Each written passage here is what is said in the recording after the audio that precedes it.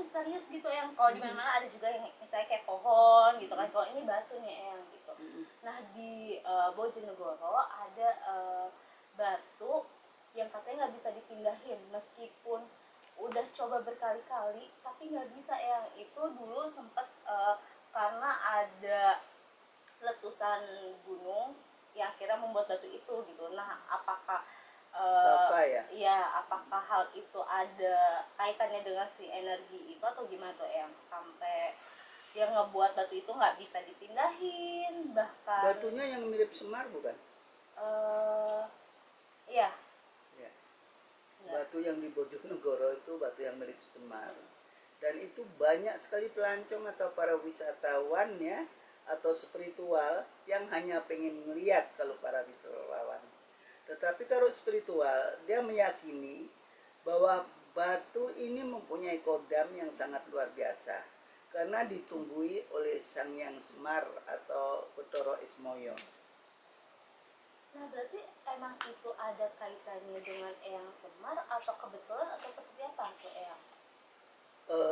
Bisa kebetulan, bisa memang ada ya.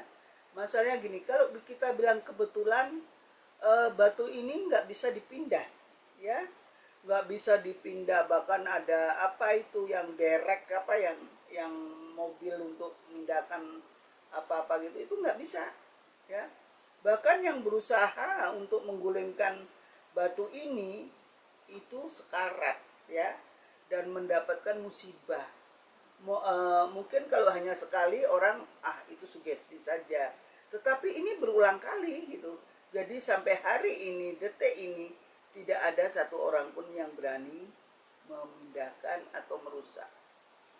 Itu kan berawal dari bencana alam gitu ya Eyang ya, si batu ini gitu, sehingga akhirnya terbentuk menjadi seperti Eyang Semar gitu. Nah berarti kalau kayak gitu emang udah ada kaitannya sama alam dengan Eyang Semar Ya, sendiri gitu atau begini, seperti apa? bencana ini kan kehendak alam ya, alam semesta. Tetapi Bathara Ismaya atau Eyang Semar sendiri akan menunjukkan bahwa gua tetap ada di sini, bahkan itu kayaknya di tengah alun-alun gitu loh ya. Sampai sekarang batu ini dikeramatkan. Ini karena Eyang Semar sendiri pengen mengakui, pengen diakui bahwa gua ada di sini meskipun gunung itu sudah nggak ada, sudah meletus, tapi aku punya rumah gitu loh. Seperti misalkan kamu rumahnya kebakaran, apa kamu nggak mau pindah rumah? Ya seperti Eyang Semar seperti itu, pindah rumah dia. Tetapi rumahnya ini sudah nggak bisa diganggu gugat lagi dengan siapapun. Pemerintah daerah pun pengen nggak bluduser nggak bisa. Nah kalau kayak gitu ada cara khusus nggak sih, misalnya harus melakukan sesuatu gitu agar tidak terjadi hal yang tidak diinginkan gitu ya? Kalau hal seperti ini kita itu harus membuat sesaji ya, tapa berata atau minimal meditasi di situ untuk berdialog. Dalam dialog ini kita harus menemukan titik terang. Artinya Eyang mau dipindah enggak, atau apa permintaan Eyang sehingga Eyang ini ditempatkan yang lebih layak lah gitu.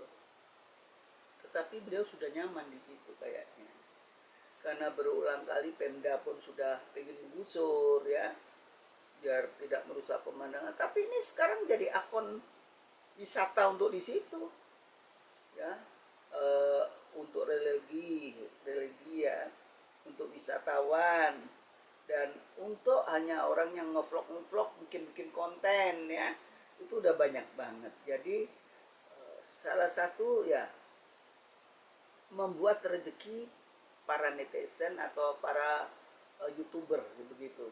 Tetapi ini bukan main-main, karena yang di situ tuh sakral banget. Orang yang meyakini dan orang yang percaya meminta sesuatu, insya Allah dikabulkan. Berarti sosok Eyang Semarnya ada di situ atau mungkin bawahan-bawahan dari Eyang Semar? Eyang Semar, karena maaf nih, muka postur itunya mirip sekali Eyang Semar. Dan pada cerita yang zaman dulu setelah itu meletus, seperti Eyang Semar itu ada di situ, dan itu diketahui oleh para penduduk yang ada di sekitar situ. Karena waktu ada lava jalan apa-apa itu melihat Eyang Semar itu lagi begini tangannya ya, lagi seperti begini tangannya, dan itu banyak yang tahu fenomena itu.